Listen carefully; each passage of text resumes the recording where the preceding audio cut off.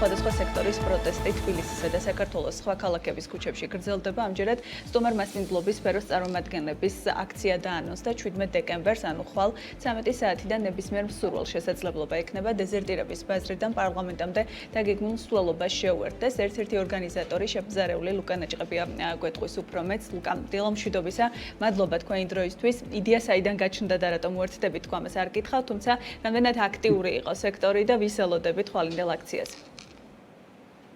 გამარჯობა. ცოტა გადამეტებული არის ამის პროგრამის ორგანიზება ჭირდებოდა რამე საკეს, უბრალოდ მის გავრცელება გაჭირდება არაფერი. იმიტომ რომ ძალიან კაფეოდ ზარალობს ამ მოვლენებით ჩვენი სექტორი. პირველ რიგში იმიტომ რომ ამ საშინელი რა ქვია მარტივად ამდენ დღე გავიდა, ორ კვირაზე მეტი არის რაც ყოველდღე გაჩერების გარეშე ვართ აქციაზე და დღეს მოვიდა დევეგეს გადახდის დღე. რაც ცოტა ირონიული არის ის რომ აფინანსებთ ფაქტობრივად ჩვენივე ეკონომიკის განადგურებას და აფინანსებთ ჩვენივე ვთქვათ ცემას და ჩვენივე ჩვენზე ზალადობას რაც ცოტა ირონიული არის და ამიტომ ძალიან დიდი ნაწილი არის ყოველდღიურობის საშუალო ბიზნესი, ისეთი მიგრაციის როგორც სარესტორნო ბიზნესი არის, დიდი ჭაჭვის ნაწილი არის და გონია რომ აუცილებელი არის რომ ამ ჭაჭვის ნაწილში ერთ-ერთი ბოლო წერტილი რაც არის ყბისფერო რაც ხმა მოიღოს იმაზე რომ უბრალოდ სადაში დაანახოს მაინც ხალხს რაღაცებში რომ იცით რა არის ძალიან სავალალო მდგომარეობა არის ეს ყველაფერი ამ ყველაფერს ახლა ძალიან მარტივად ვცნობთ რესტორნები და სასტუმროები და ასე შემდეგ მაგრამ უფრო კაფეები იგზნობს ამას ძალიან მალე რიგითი მოქალაქე რომელიც არ არის ჩაბმული ამ სფეროში ანუ ის პრობლემა რაც ჩვენ ეხლა თუნდაც ფასების გამო თუნდაც პროდუქტის გამო თუნდაც რა ვიცი ტურისტის არარსებობის გამო თუ თამბერი რაღაცის გამო ეს ჩვენ გავინცდით პრობლემებს ეს ყველაფერი დღე-დღეზე ჩვენ კვირაში თვეში დაარწყვას უკვე დიასახლის და ადამიანს რომელიც ამ სფეროში საერთოდ არ არის უბრალოდ რაჭმის ყიდვა უნდა სახლში და ანუ ის ფაქტი რომ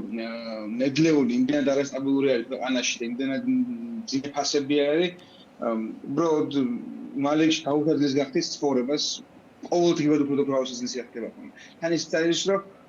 ლარი ძალიან კვილებით უჭირავს ჩვენ დე-ფაქტო მთავრობას და ადრეთუგან ლარის პროფესორებაც გარდაუვალი არის. ამიტომ რა ვიცი, ჩვენ გარდა იმისა რომ განაღლებს კულტურული ასპექტები, განაღლებს ძალიან ეკონომიკური ასპექტები, იმიტომ რომ ჩვენ უკვე ხედავთ რა შედეგი მოაქვს ამ ყველაფერს, რა შედეგი მოაქვს პროდასაურ მართულებას, რა შედეგი მოაქვს არადეკვატურ ვაჭრობას, რა შედეგი მოაქვს ბაზრის არარეგულირებას აბსოლუტურად, ანრეგულირებას კონკრეტული ხალხის მოგებისთვის და ანუ ადრეთუგან ყველაფერს დაინახავს უკვე რიგითი ადამიანის. პირველ რიგში შეინახავს ის კონკრეტული დემოგრაფიკა მოწყვლადი, რომელიც დამოკიდებული არის ყოველდღიური მოხმარის პროდუქციაზე, როგორც არის ფქვილი, ძე ან სექტორი რამდენად ხედავს სრულად მათ შორის მსხვილი წარმომადგენლებიც ამ ბაზრიდან და უერთდებიან თუ არა ხვალინდელ აქციას ისინი? ისეთ რაღაცა ხვალინდელი აქცია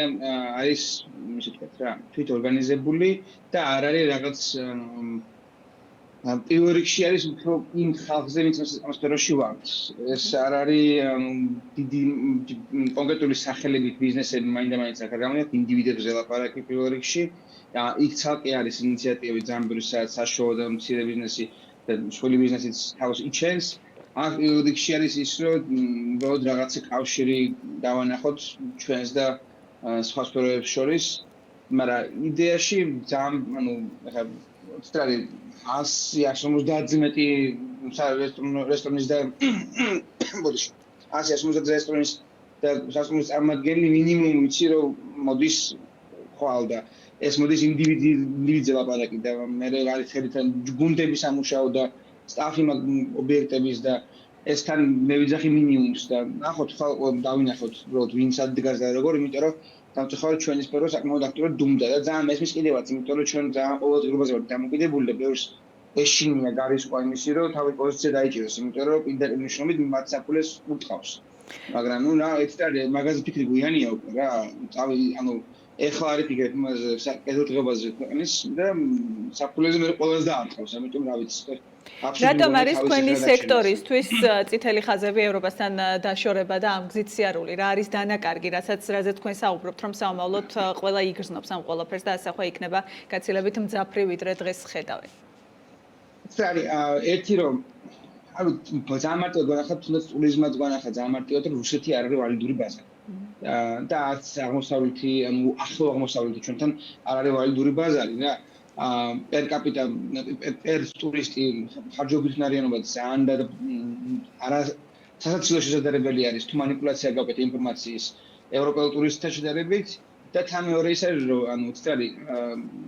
აქვს ჩრდილოეთით ქვეყანა რომელსაც ფაქტობრივად არ დუყადა გამოცხადებული და არც ერთი ნომერი კომპანია არ ეთარმოშმობა და ყველა მოდმე თუ რამე შემოერთა შავაჩუა მაგათთან და ნედლეული წარმოება თავისი რაღაც რომელიც ასევე საქართველოში ძალიან მანიპულირებულად შემოდის და თან ძალიან დაბალი ხარისხის არის კულინარიის სექტორის განვითარების არავის არაფერში არ აწყობს საერთოდ რუსული ბაზარი. აგერ 80 წელი ქონა რუსული ბაზარი და როგორც კი ევროპული ბაზარი გაიხსნა 10 წელიწადში 15 წელიწადში ძალიან წავიდა ქართული კულინარია. ახლა იმის თავის დაბრმავება რომ რუსეთის ბაზარი რამის კარგი ზემოცემია საქართველოს არის სისულელე არის გარდა რაღაც მარტივი ვაჭრობისთვის რაღაცა რომელიც ისეთი ვაჭრობაა რომელიც ინდივიდს თუ გამოდგება და არ ქვეყანას რა. და კი ერთი-ორი ხაურიანი ინდივიდი რუსეთთან ვაჭრობის გამო შევა დავიცი თავიდან მოგაჭრას და დაგახჭოს მაგაზამ რეალურად ხო ანუ სიგნალისებრი ვაჭრობის აქტი რაც იყო რაც უნდა ჩვენ ძალიან გაგვეფართოებინა და კიდე მიმწოვეთ მაგ აქტს არა და whatever მივაქციეთ რაღაც ჩამოიშალა ყველაფერი და რეალურად თუ ექსპორტი გვინდა ვანახოთ ქვეყანაში მაღალი ხარისხის პროდუქტის ექსპორტი და არა ჩვენ სოციალიზმის ქვეყანა ვერ ვიქნებით მასშტაბის გამო რა უბრალოდ არ ვარ რესურსი გვაქვს მარტო უფუნების საგნების რესურსი გვაქვს და მაღალ ხარისხის პროდუქტის შექმნის და ექსპორტის და ეგ პროდუქტი რუსეთშია საქართველოში არავის საჭიროა იმიტომ თავისი საკეთებენ იმიტომ ჩვენის მოპარვა ძალიან მარტივად იციანებო და